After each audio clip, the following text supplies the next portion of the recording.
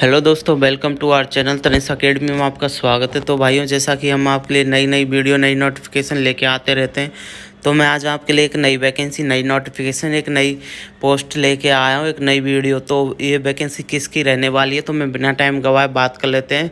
आप हमारे साथ लास्ट तक बने रहें। तो सबसे पहले मैं बात कर लेता हूँ इस वैकेंसी के बारे में। तो ये वैकेंसी एसबीआई यानी स्टेट बैंक ऑफ इंडिया जो बैंक है एसबीआई, उसके द्वारा ये वैकेंसी निकाली गई है। ध्यान देना, state bank of India SBI के द्वारा ये वैकेंसी निकाली गई है। तो वैकेंसी किस पोस्ट पे है, तो मैं आपको पूरा प्रोसेस बता देता हूँ A to Z। तो आप हमारे साथ लास्ट तक बने रहें।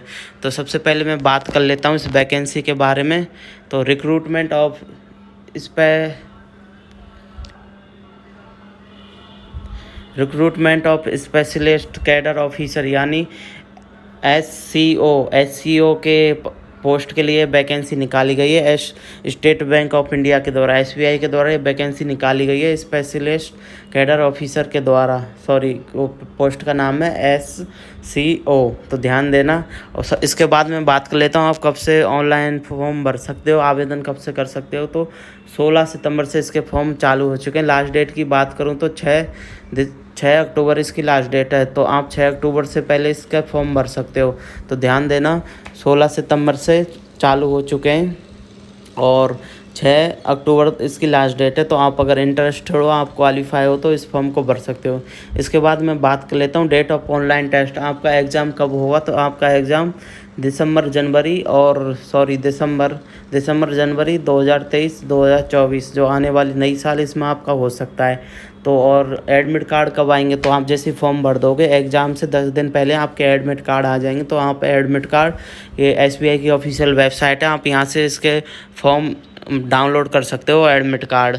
तो यहाँ तक तो आपको समझ में ही आ गया होगा। अब इसके बाद मैं बात कर लेता हूँ एसेंशियल एजुकेशनल क्वालिफ़िकेशन की बात करूं। तो जैसे कि आपके लिए क्या क्वालिफ़िकेशन चाहिए जिससे कि आप इस फॉर्म को भर सकते हो। तो ध्यान देना, BE BTech कंप्यूटर साइंस। तो ध्यान देना, BE BTech computer science and engineering, information technology, electronics and communication engineering, software engineering, या फिर आपके पास कोई भी इंजीनियरिंग की डिग्री है तो आप इस फॉर्म को भर सकते हो। आपने किसी भी ब्रांच से की हो, mechanical, electrical, software, computer science से, तो आप इस फॉर्म को भर सकते हो। लेकिन आपके पास इंजीनियरिंग की डिग्री होनी चाहिए, 4 साल की बीटेक होनी चाहिए, तो आप इस फॉर्म को भर सकते हो।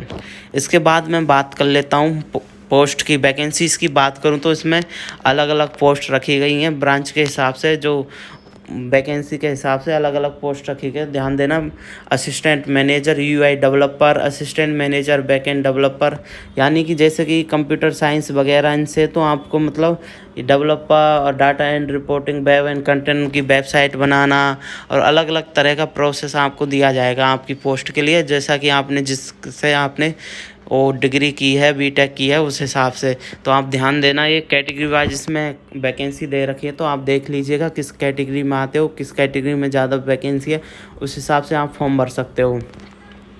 इसके बाद मैं बात करूँ एज की ध्यान देना, एज की जैसे कि 1 से लेके 10 तक, 1 to 10 जो वैकेंसी हैं इनके लिए 32 ईयर्स होनी चाहिए।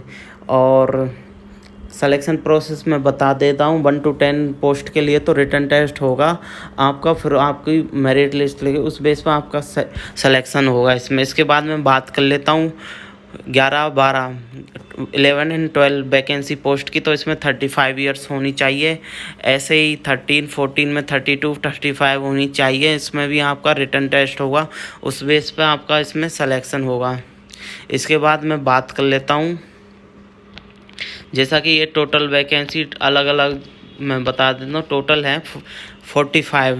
तो ध्यान देना, टोटल है 45 वो रखी गई हैं पोस्ट अलग अलग हिसाब से, जैसे कि नीचे सीनियर मैनेजर उस हिसाब से। तो आप इसमें आप देख लीजिए आप किस में इंटरेस्टेड हो, किससे आपने बीटेक इंजीनियरिंग की है, उस हिसाब से आप फॉर्म भर दीजिएगा। सिलेक्शन प्रोसेस मैंने बताया, रिटन टेस्ट के बेस पर आपका सिलेक्शन होगा। इसके बाद मैं बात कर लेता हूँ आगे, 1 मिनट।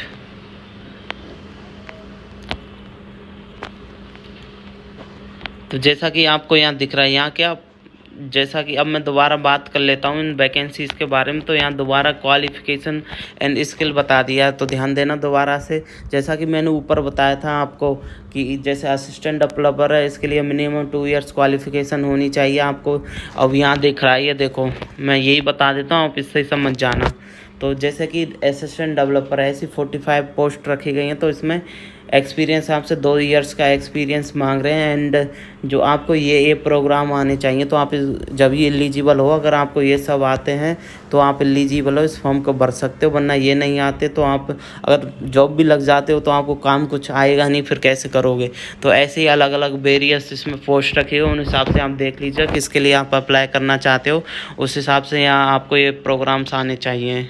इसके बाद मैं बात कर लेता हूँ, ऐसे ही 45 है ना, तो मैं आपको लास्ट तक बता देता हूँ। तो जैसा कि ये देखो, यहाँ पे 45 दे रखा ना, 45 पोस्टर अलग अलग तरह से रखी गई हैं, आप देख लीजिएगा आप किस हिसाब से इसमें फॉर्म भर दीजिएगा, उस हिसाब से। इसके बाद मैं बात कर लेता हूँ,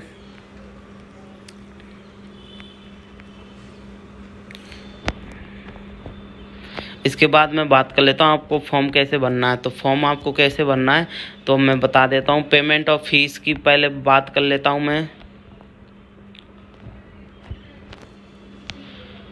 पेमेंट और फीस आपकी रहेगी, जो application fees will be initiate recharge non refundable रहेगी। आपका सिलेक्शन होता है नहीं होता है ये आपके ऊपर है, लेकिन ये नॉन रिफंडेबल है। और 750 आपकी इसमें फ़ीस रखी गई है ऑल कैंडिडेट्स के लिए।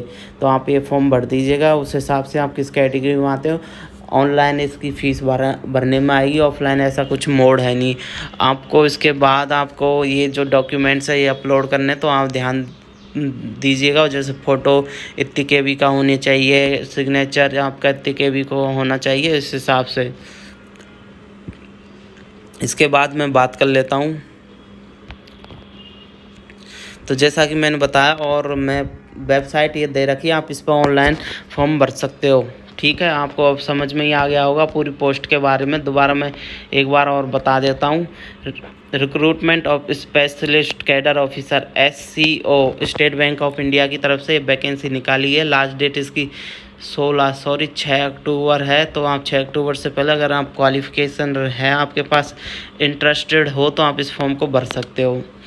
अगर और मैं बता देता हूँ, अगर कुछ आपको समझ में नहीं आ रहा हो, डाउट हो वीडियो में, तो हमें कमेंट ज़रूर करना, जिससे मैं आपका कमेंट क्लियर कर सकूँ। और ऐसी वीडियो देखने के लिए हमारे चैनल तनिष्क अकेडमी को सब्सक्राइब कर लें। Thank you.